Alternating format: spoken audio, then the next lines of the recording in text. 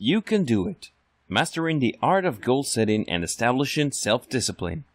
Narrated by John Hawkes. Copyright 2018, all rights reserved. Introduction. Hello and welcome to our short beginner's guide on mastering the art of setting goals and establishing self-discipline.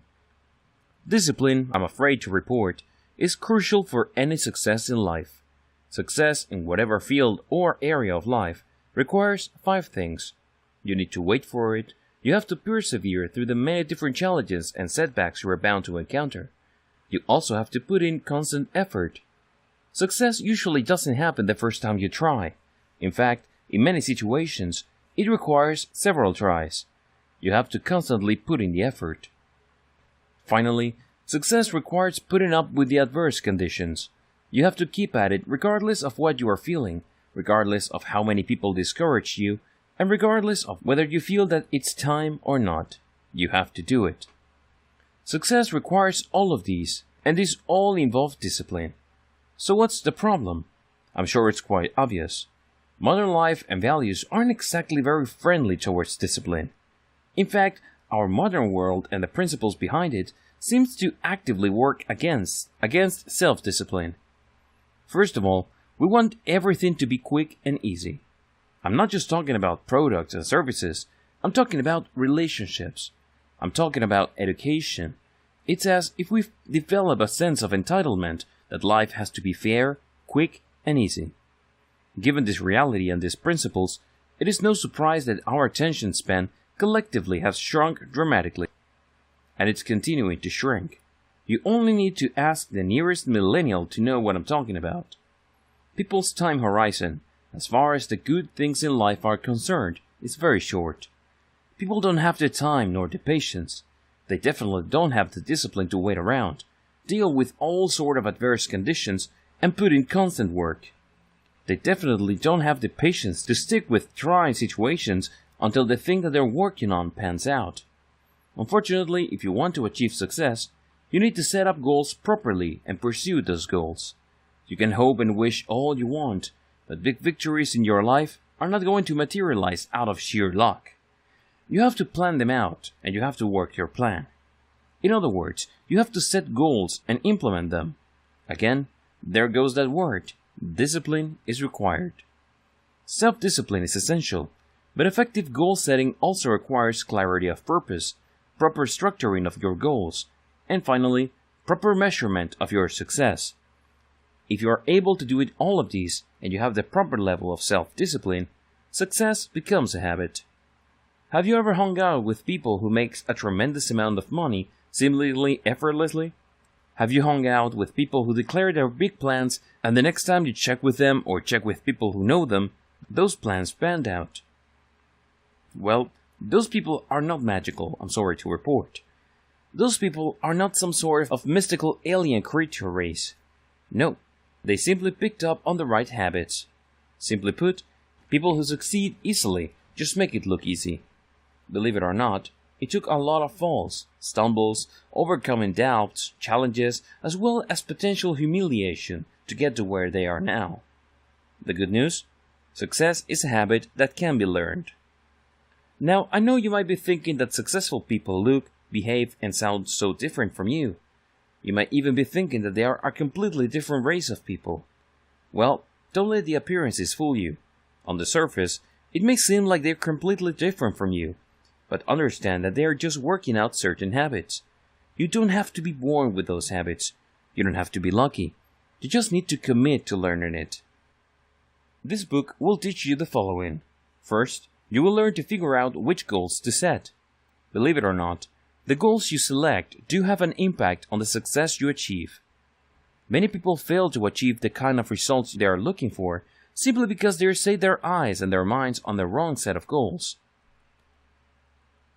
Now, those goals may be perfect for other people, but it's not right for them. Try as hard as they might, nothing seems to work, and it can be traced to the fact that they picked the wrong goals to set. Second, you're going to learn how to set more effective goals by incorporating discipline-building elements. A lot of people set up goals in such a way that these goals suck up all available willpower that they may bring to the table. In other words, There's no built incentive or self-sustaining system in the goals. The goals just take and take and take. Now, it doesn't take a scientist to figure out that with such goals, it's too easy to hit a wall. It's too easy to think that you're trying so hard and putting in so much time and effort and nothing seems to work. When you find yourself in that space, it's not that difficult to start believing that you're just not cut out for success. It's very easy to get discouraged and eventually you give up. As you probably already know, the only way to fail at anything in life is to quit. And that's precisely what you're setting yourself up for if you don't know how to set up goals to be self-sustaining. At the very least, they have to be self-sustaining in terms of your discipline. Third, I'm going to teach you how to use daily rituals to fine-tune and achieve your goals. You have to understand that people aren't what they consistently do. People can talk a good game. Other people might have all sorts of mistaken notions about them. However, their real character boils down to what they consistently do. In other words, it's all about their rituals. Believe it or not, you already have a set of rituals. You may not be aware of them, but they exist. What if I told you that you could be achieving more with your life if you only choose to be a little bit more conscious of the rituals you engage in? These rituals have a direct and immediate impact on your performance on many different levels. At the very least, they can help or slow down the achievement of your goals. Another thing that I will help you with involves measuring success. A lot of people sabotage themselves because they choose to measure their success in the wrong way. Now, it's okay to measure your success in terms of ultimate measurements. For example, if you're just starting a business, it's okay to think from time to time about the millions of dollars you could be making. However, if you choose to only use ultimate measurements of success, you're just setting yourself up to lose your drive, motivation and passion in here and now. Don't be surprised if you get so discouraged and demotivated that you just give up. Sadly, people do this all the time. Finally, I will teach you about the signals you need to pay attention to that will clear you to scale up. Please understand that if you want to achieve any kind of success, you cannot stay at the same level.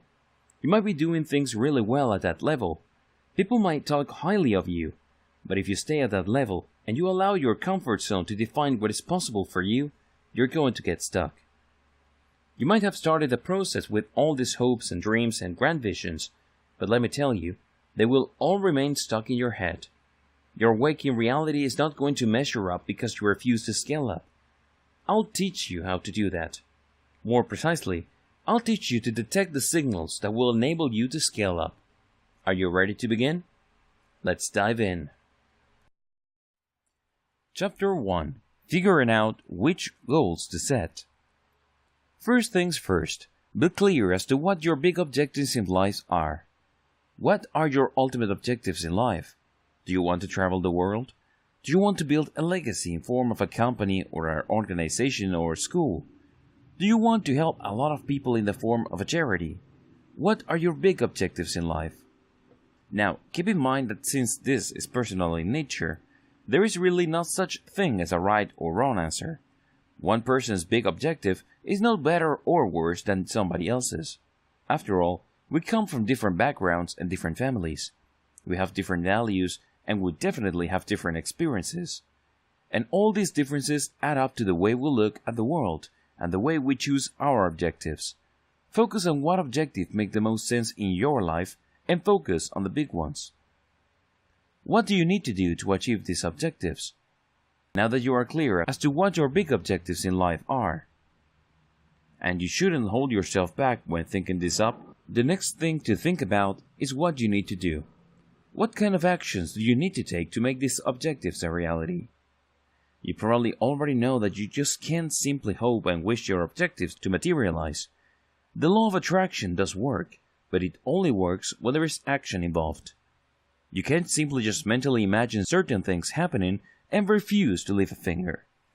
Don't be surprised if nothing happens when you refuse to lift a finger. There has to be some sort of objective change in the way you think, as well as the way you talk and act for your desired reality to happen. Accordingly, focus on what you need to do to achieve these objectives. I started you off with the big objectives in your life because I want you to get pumped up about the ultimate reward. When you look at the big rewards at the end, you can then start tracing back to where you are today. If your ultimate objective is to live in a 10 million mansion in the nice part of town, start with a vision of you living in that mansion. Allow yourself to feel good. Allow yourself to feel pumped up and excited about that reality. Next, start tracing back in terms of the actions you took from that point to where you are now. You need to do this so you can remain focused on the big objective and maintaining the right level of motivation. However, more importantly, you need to do this backwards progression to create a map in your mind. You end up seeing the clear logical conclusion between the things you need to do in the here and now to achieve a certain future. While we could have easily projected from now to the future, you're more likely to get pumped up and excited when we start the discussion with the reward first. Regardless of how you do it, you should have a rough idea of the logical conclusion between the things that you need to do now and the kind of life you could be enjoying in the future. What could go wrong? Now that I have told you about focusing on your ultimate objectives first and then tracing back, what's the point? Couldn't you just have done it in the same way but projecting from now to the future? Well, you could do that, and that's exactly how many people choose to go about it. The problem is, they end up going around in circles. They really do. It's as if they're just chasing their tails. Day in, day out, they put in all sorts of effort, then try to focus, but nothing seems to happen because they just end up where they began. The reason for this is they lack purpose. The idea that they have seems so fuzzy because it's projected into the future. It's too easy for them to get sucked up by the trials and tribulations of their life in the here and now. In fact, if you ask a lot of people who are working hard for a future, many of them simply lack purpose. They really do. They know that they need to make a change, but they don't know what kind of change. They know that they want a good future for them, or more money, or more opportunities, but they can't quite put their finger on it. This lack of clarity and ultimate purpose clouds people's goal-setting activities. They lack a clear view of why. It is no surprise then that, even if they know what to do or how to do it, nothing seems to work. At the very least, they're settling for mediocrity. The reason for this is simple. Without a clear view of why, it wouldn't matter if you know what to do or how to do it. You have to focus on purpose. Is your purpose strong enough to push you through all the hassles, challenges, and setbacks you are bound to encounter? Is your purpose appealing enough so that you would want to change and overcome your negative mental and emotional habits that get in the way? That's how important purpose is, and this is why I taught you to focus on your big objective in life first. Clarify them. Make them as vivid in your mind as possible. Allow them to pump you up and get you excited. Once you have that bright beacon long into the future, or at the farthest end of the possibility, you then trace back to where you are now. If you trace back realistically, you create not just a direct logical connection between your objectives and your excitement now, but you also create a map on how to get there. Figuring out your goals. This backward progression enables you to establish three big things. You figure your big objectives, you become aware of goals that lead to these big objectives, and you also would be able to break down these goals into sub-goals that you can do in the here and now. In other words, you get a realistic mind map that will enable you to get from point A to point B. You get a clear and actionable bridge from how things are to what you would like them to be. This is an exercise in your ability to change and impact your material reality. This is not an empty exercise. This is not just an intellectual speculation. This is real. Set realistic goals. Now, it's very easy to get taken in by your big objectives. It's very easy to think that somehow, some way, you will come up with the right thing at the right time to impress the right people so that the right things happen in your life. Unfortunately, nobody's that lucky. For every mention of the word right, there is a lot of work that needs to be done. A lot of things need to fall into place. And to automatically assume that these things would just happen simply involves an all-abiding belief in luck. Again, nobody's that lucky. It's like asking to be struck by lightning several times at the same spot at the same time. The better approach is to look at the goals between your life as it exists now and the ideal life that you see for yourself in the future. Understand that those goals that you get from here to there aren't just composed of one unchangeable set of goals. There are many alternative goals that prove the stepping stones that enable you to get from here to there. Since you have a choice of different goals, your job right now is to figure out which goals are the most realistic. How do you wrap your mind around this? How do you make sense of this? Well, very simple. You apply the following 5 filters. You ask yourself whether these goals can be supported by the resources you currently have right now, or the resources you can realistically build up. Maybe you can take out a loan, maybe you can get a job, or maybe you can get a second job. Maybe friends and family can help you. Whatever the case may be, don't just focus on the resources you have right now, but also focus on the resources that you realistically can quickly get access to. Next, you have to filter your goals based on whether they truly fit your personal passion or personality.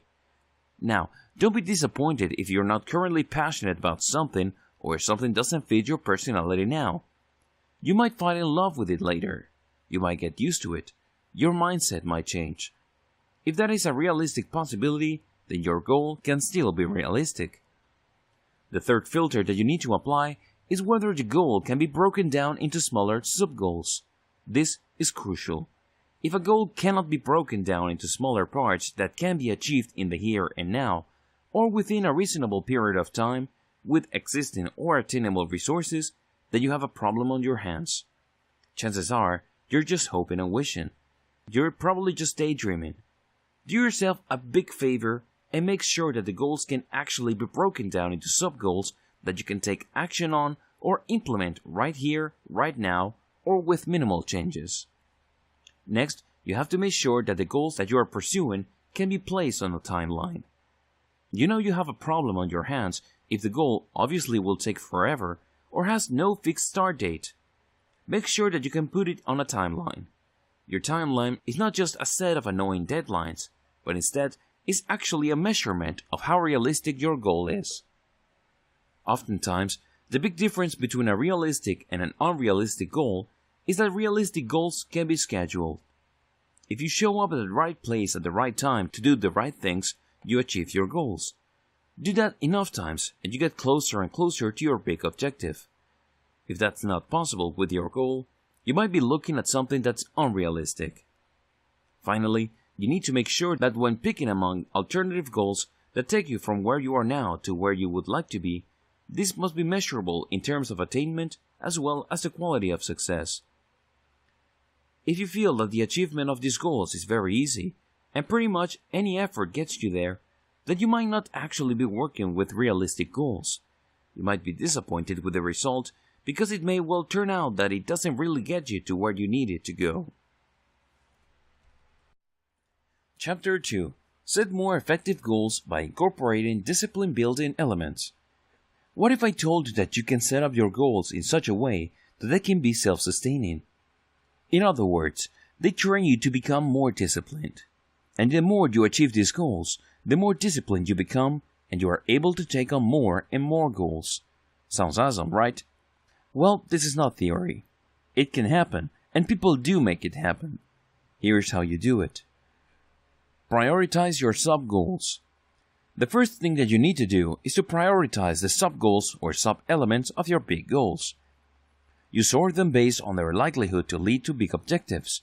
In other words, if you knock out these sub-goals, they directly take you closer to your big objectives. Of course, not all sub-goals are like this. Sometimes, sub-goals are necessary, but they lead to an indirect path. As long as you're reasonably certain that if you take that indirect path, it eventually leads you to your big goals, then that sub-goals is good enough. List down all these sub-goals and make it your highest priority to focus on sub-goals that are the most directly connected to your big objectives. In other words, when you do these sub-goals, it's like going from point A to point B. The shorter and straighter the line, the better. Be as clear about your sub-goals parts as possible. While prioritizing sub-goals is important, You also need to make sure that you conceptualize them correctly. Look at the sub-goals part and make sure that you are clear as what you need to do, how to do it, when to do it, and where to do it. The most important ingredient, of course, is to be clear as to why you're doing this sub-goal. What is its impact on your big objectives? How does it get you there? What kind of role does it play in helping you achieve the big things that you're shooting for in your life? Building discipline by making your highest priority sub-goal your primary focus. In every given day, make sure that you are focusing on sub-goals that lead you closer to your big objectives. Make these sub-goals and their activities your primary focus. Everything must lead to it.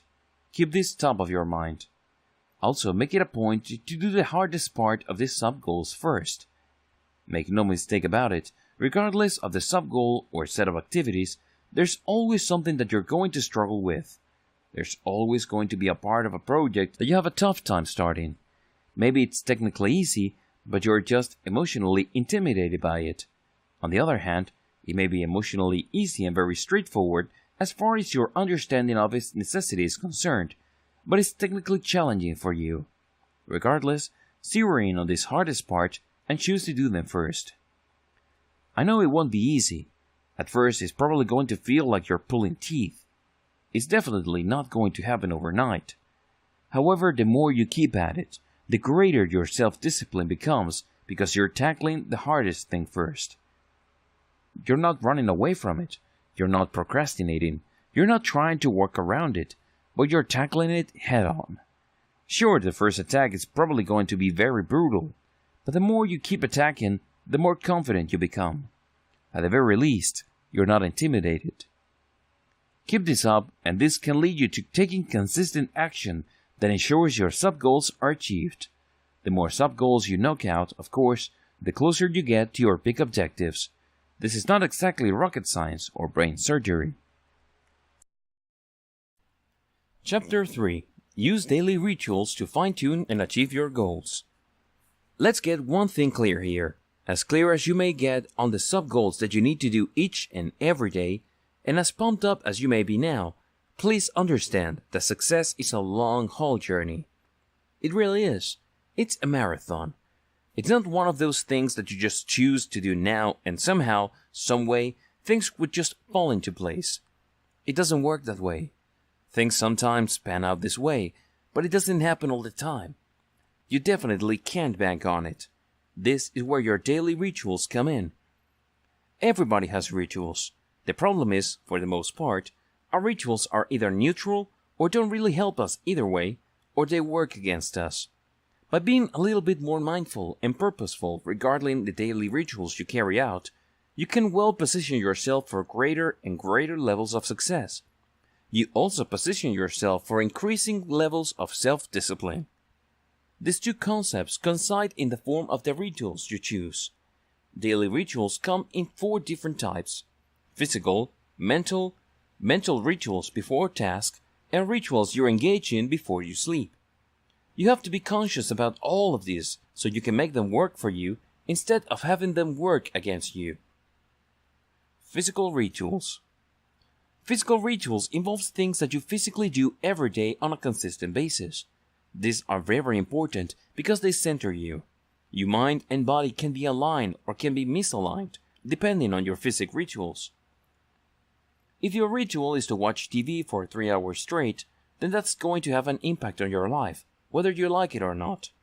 If you choose to jog every morning or work out at the gym hitting the weights 3 times a week, that's going to have an impact on your life, again, whether you like it or not. Focus on the physical resetting quality of physical rituals. Look for rituals that maximize this sense of physical reset where you feel that you're getting a fresh start. At the very least, aim for physical rituals that give you some sort of mental clarity. Usually, people use physical rituals involving daily exercise, timing their meals, wake-up time, or taking cold showers. You might be thinking that taking a cold shower is a form of self-punishment, but you'd be wrong. When you take a cold shower, your mind doesn't wander. You force yourself to act efficiently because you don't want to freeze. You also start thinking in a very focused way. You'd be surprised as to how long this focused thinking will linger as your day goes on. Why do physical rituals work? The bottom line is that physical rituals produce positive results because of the positive association you create. When you engage in a physical ritual, like daily exercise or taking ice-cold showers, you focus. It's hard to do weight training in an unfocused way. You're going to spend an eternity in the gym. If you work out correctly, you're forced to focus. That same applies to taking a cold shower.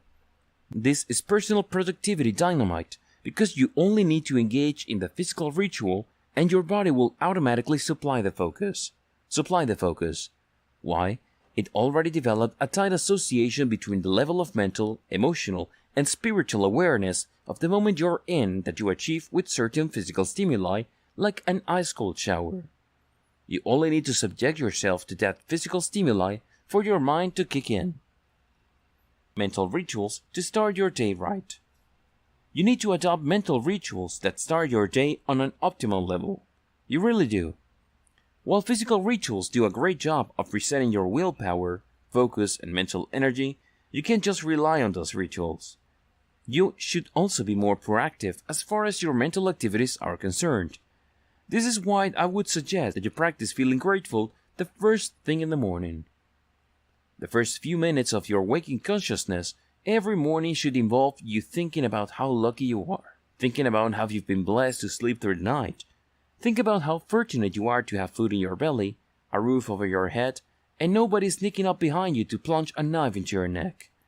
I know that sounds far-fetched to a lot of people, but you'd be surprised as to how many things you take for granted. Feel fortunate that you don't have to stage 4 brain cancer. Feel grateful for the fact that you're able to breathe comfortably without pain or the need for medication. There are just so many things you can feel grateful for. Why do this? Well, when you feel grateful for something, you humble your mind. You really do. You quiet it. It's no longer about what you need. It's no longer about whether life is fair or unfair to you. Instead, when you allow yourself to feel grateful, you become other-centered. You focus on the objective world, and your relationship to the world then becomes healthier. Consider the flip side. You can choose to be so self-centered that you eventually trick yourself into feeling that the world revolves around you. You might think that that is a very self-empowering way of thinking, but it actually leads to a dead end. If you think that the world revolves around you, then you would become overly sensitive. Everything is a judgment of you. If people aren't nice to you, then it's all about you. Maybe they're just having a bad time. Maybe they're just going through some rough situations in their life. It's not about you. They're just projecting, and you're not necessarily the target. But unfortunately, if your main focus is on yourself, and you're extremely self-absorbed, you become so touchy that you end up limiting your success.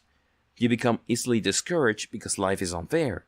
You become frustrated because things don't flow easily as you imagine as they should. Feel grateful. Allow yourself to feel humble and suppress that ego. Next, practice affirmations. Celebrate things that you do right. Celebrate what you have to offer. Be aware of your competence and the value you bring to other people's lives. When you practice affirmations, you build your confidence. You reshape your ego into a more positive form that would enable you to achieve more. Usually, we let our egos thwart our success by unrealistically shaping our expectations. When you practice affirmations, you are in full control of how you would like your ego to perceive your capabilities and personal possibilities. Pre-task mental rituals. Before you roll up your sleeves and get down to business, as far as work or school is concerned, engage in these rituals. They do an amazing job of clearing up any mental obstacles or emotional hurdles that degrade your effectiveness. First, practice deep breathing. What if I told you that by simply breathing deeply and slowly 8 to 10 times, you clear your mind and you energize your body? Next, engage in some sort of mental cleansing. This doesn't have to be anything fancy. You basically just refuse to hang on to negative thoughts. Refuse to get worked up over an issue that you really can't control. Maybe there's just something that you're struggling with from yesterday, while this morning choose to let that go. Once you have done mental cleansing, The next step is to mentally cleanse yourself as far as the task in front of you is concerned. Focus on what you know about the task and don't leave anything to judgment. Just focus on the mechanics of the task. Don't overanalyze it, don't prejudge it, don't dismiss it as either too hard or impossible or beneath you. Instead, just look at it as a series of technical instructions. Keep only these things in your mind. Technical instructions should be the only thing in your mental databanks. Next, start the task. This is crucial. Just decide when to start and don't give yourself any excuses to not start. For example, if you decide to hit the books at 8 a.m., do exactly that when the time comes. No more, no less. Don't give yourself excuses, don't blame other people, don't make justifications, don't bargain with yourself. Stop engaging in any of that internal shenanigans and just jump in with both feet and get down to business. After you've started, race through the task. This is very important. A lot of people are clueless about this. You have to understand that it's very easy for our work or academic activities to become time rabbit holes. Seriously. You jump in and you can't get out because it just sucks you in. There's just so many chambers. There are so many directions you can go, and by the time you realize, time's up. Start your task by focusing like a laser on what you need to do. It has to be small, narrow range of activities. Once you've started the task, race through the task. In other words, play a game with yourself. Pretend you're in a marathon and you're basically knocking out all these tasks as quickly as possible. It's important, however, to race, but to go through a quality checklist. You're not looking to cut corners, you're not looking to compromise quality. Your objective is to race through the task, while at the same time, making sure that the output that you produce meets quality standards. This is very important, because the more you do this, and the more you get used to it, the more likely you will master the task. Eventually, you would reach a point where it becomes easy or second nature to you. Finally, take small breaks, but stick to schedule. For example, if you allow yourself 3-minute breaks after big productivity tasks, stick to that. After the break period is over, start the race again. Pre-sleep ritual. Before you sleep, make sure that you adopt these rituals or something similar to them. Whatever the case may be, adopt rituals that achieve the same objectives. First, write down your goals for the next day. This is very important because you are able to mentally map out what you expect from yourself the following day. When you do this, you're no longer blindsided by the task you'll be doing the next day. You're no longer emotionally intimidated. Instead, you're mentally focused as to the grand objectives you need to knock out. Next, once you have your list going, mentally rehearse what it would feel like to successfully achieve those goals. Imagine yourself doing the work, having a good time, and then achieving success at the end of the sub-goal. Allow yourself to feel good. Let the sense of accomplishment sink in. After that, think about your big objectives or your big goals. Imagine how would it feel to achieve them. This way, you feel pumped up sufficiently, so when you're knocking out your sub-goals, you don't feel that what you're doing is pointless. You feel driven, you feel purposeful, and this enables you to do the right things at the right time to produce the right amount of value. Chapter 4. Measure your success to boost your motivation. As I have mentioned in the introduction of this book, a lot of people insist of measuring their success in the most negative way possible. They may just be starting their relationship, their business, or their schooling, but they are already measuring themselves based on ultimate objectives. For example, if you just started a small business and you start measuring yourself based on how many millions of dollars you're making, you're probably going to achieve one thing and one thing alone, making yourself miserable. Keep that up, and you shouldn't be surprised if you eventually quit. You might eventually conclude that you're chasing a pipe dream. It's not going to happen because you're not getting the results that you are looking for. In your mind, you're not achieving the success that you set out to get. The problem, however, is not the goal. The problem is not the business. The problem is not your activities, but your mindset. You insisted on measuring your success using an inappropriate measurement. Make no mistake about it, your measurement of success can hobble you. Don't expect ultimate success before it's time. don't destroy your motivation levels. You're pumped up right now. You're on a mission. You don't want to do certain things. You're excited about your big objectives. Don't screw all of that up by wiping out this measuring tape that uses ultimate objective results. Instead, focus on measuring your success based on where you are. For example, if you just started a business, focus on measuring success based on whether you have the right permits, whether you bought the furniture or gotten the right equipment, and set up the right protocol for your office. In other words, focus on realistic success metrics instead of ultimate ones. I'm not saying that you should lower the bar. I'm not saying that you should forget about ultimately making money. I'm not saying that at all. Instead, I'm telling you to focus on what makes the most sense to your venture right here, right now. Compare yourself to your ideal self in the here and now. If you really want to optimize your success, make sure you compare yourself now to your ideal self. Your ideal successful self has a certain amount of habits. This person has a certain standards. This person works a certain way. Knowing that, what do you stand to learn? What changes can you make in the here and now to live up to your ideal self? This is extremely important because when you do this, you aim to meet the highest level of quality. You're less likely to quit. You're also less likely to feel frustrated. After all, your role model is your ideal self. This is the version of you that performs at peak levels. Use this to inspire you. You might not get there. You might not be able to achieve the same high level precisely, but at the very least, you're motivated enough to put in more effort than you would normally do otherwise. Chapter 5. Learn when to scale up. If you have followed all the tips above, you will be able to do a task every single day, regardless of whether you feel like it or not. You will be able to put one foot in front of the other, regardless of how tired you were from the previous day. Congratulations, you're able to commit. You're able to put in the work. This ensures ultimate success if you keep it up long enough. Now, with that said, please understand that you have to scale up. You can't stay where you are. You can't focus on the tried and proven and resolve to gain all your security from it. You have to push yourself to go up and out. You have to constantly push yourself to go to the next level. Unfortunately, people don't scale up. They just focus on what's easy to them and leave it at that.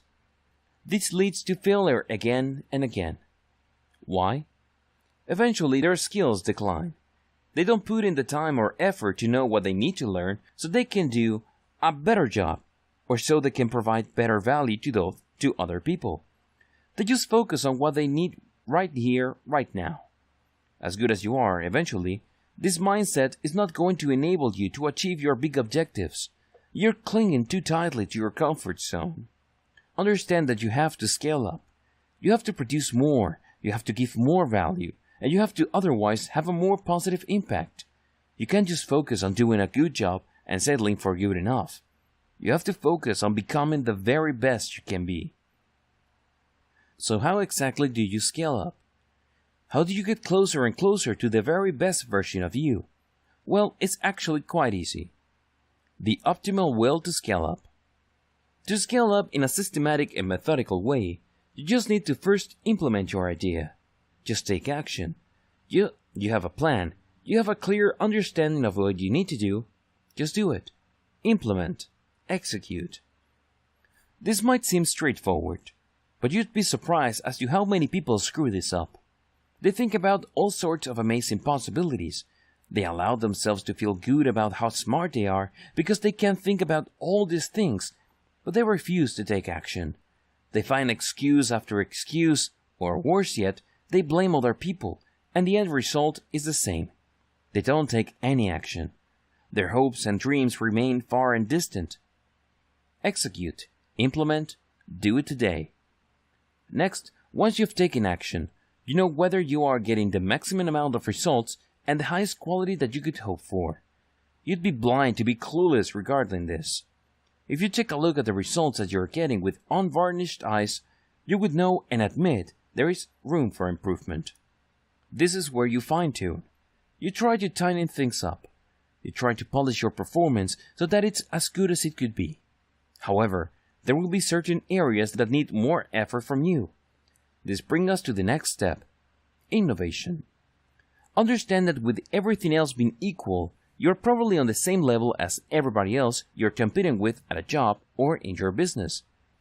For you to stand out head and shoulders from them, you need to innovate. You need to look at common problems you encounter and come up with something that would save time and resources or produce better quality. If you're able to do this, things become easier. When things becomes easy, make sure you explore other parts of the task you truly master. Once you reach the stage where you know everything like the back of your hand, or you can do things while you're sleeping, this is where you scale up. Either you boost the number of things that you do or you increase the quality standards of your work. Whatever the case may be, scaling up involves producing more value. If you scale up in a systematic and methodical way, and you're able to do this consistently, you will achieve success sooner rather than later. What does mastery mean? To recap, mastery boils down to increasing speed or increasing quality. Eventually, once you have taken care of speed and quality, you must actively work at boosting both of them at the same time. That's how you produce solid results consistently. Conclusion. Congratulations on making it to the end of this short introductory guide on mastering the art of goal setting and building self-discipline.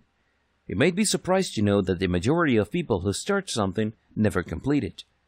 Take your time and progress at your own pace. This is not a race. The more you understand and comprehend about building the discipline needed to achieve the goals you set, the better. If you really want to succeed, then everything you do for your life must be with long-term planning in mind. These changes you are making are not meant to be temporary. They're meant to be part of a new lifestyle that you follow. You can't think of self-discipline as simply as something that you add into your day once or twice a week. Setting better goals and achieving them must instead be something that your life is about all the time, and only then you can truly reap the benefits of being self-disciplined. Set the right goals and you will achieve the success you feel you deserve in life. Pick the wrong goals and you have the wrong game plan in achieving those goals, and you will continue to get the same results as everybody else. That's right, you're going to continue to struggle. Please understand that successful people are not different from you. They did not come from some sort of alien or foreign planet. They simply did not get lucky. They were definitely not bred to be that successful. Instead, they're just like you. They learn things. They learn to focus on certain things. That's the big difference between them and you. If they can do it, you can do it too. It's all about learned behavior. The tips and tricks that I've outlined in this book gives you a place to start in the learning the things that you need to take your life to the highest level. Stop being frustrated about the kind of life you could have been living. Stop comparing yourself to other people who seem to be more successful than you. Instead, focus on what you can do in the here and now. By reading this information and incorporating them and taking action on them day after day, eventually you will get to where you need to go. The only person holding you back from the life of relentless and continuous victory you were born to achieve is you. Are you going to choose success today? Only you can answer that question. I wish you all the success with making self-discipline part of your daily life.